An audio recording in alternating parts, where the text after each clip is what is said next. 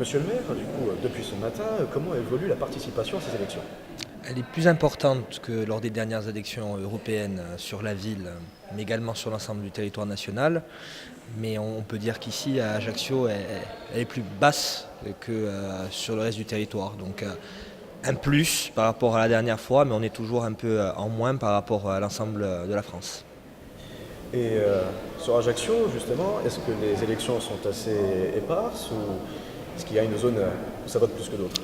Ça vote beaucoup plus dans l'ouest de la ville que dans l'est, c'est-à-dire dans les quartiers des Sanguinaires, du parc Berthaud, mais également dans le centre-ville, ça vote plus. Puis plus vous vous déplacez vers l'est, plus vous vous déplacez vers les quartiers des Cannes, des Salines, de Mezzavie, ça vote un peu moins.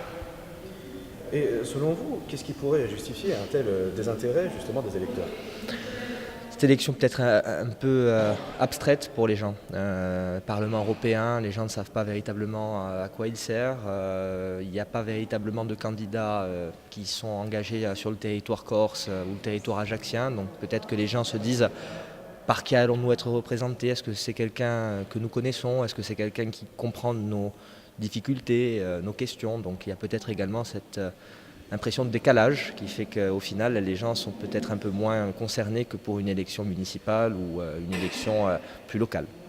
Malgré le fait qu'on ait quand même 4 candidats corses répartis dans 4 partis différents, dont 2 d'ailleurs sont d'Ajaccio.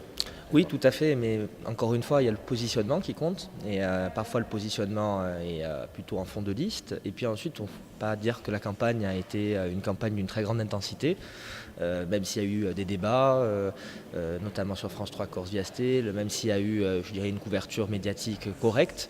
En tant que maire, je ne vous cache pas ne pas avoir eu beaucoup de discussions avec mes concitoyens sur ce scrutin.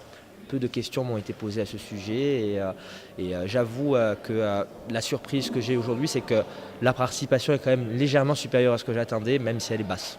Sur l'ensemble de la Corse, je ne connais pas les résultats, mais apparemment entre Corse, la liste Europe Écologie fait des très beaux scores. En Corse du Sud également, mais c'est un petit peu en retrait d'après les chiffres que j'ai. Sur Bastia, sur un scrutin comme les européennes, on sait que c'est un scrutin toujours difficile avec difficulté à mobiliser les gens. Plus les candidats sont éloignés du peuple et moins les gens se mobilisent. Ça favorise les extrêmes. On le voit à chaque fois qu'il y a des élections. On l'a vu pour les présidentielles au premier tour. Là, il n'y aura pas de second tour pour rattraper ce premier tour. On sait que c'est toujours comme ça. Les extrêmes sont favorisés par la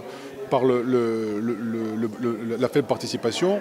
Malgré cela, la liste l'Europe Écologie Les Verts assez proche du Front National, on ne peut pas se satisfaire de ce score. Mais vu la conjoncture, vu la faible participation, on peut être assez content du score et surtout se réjouir du fait que, comme on l'avait toujours soutenu, comme on l'avait souligné dans la campagne, qui n'a pas été une longue campagne, même une campagne très très courte, il fallait absolument que François Alphonse s'est élu pour défendre au niveau de l'Europe, au niveau du Parlement européen, les intérêts de la Corse.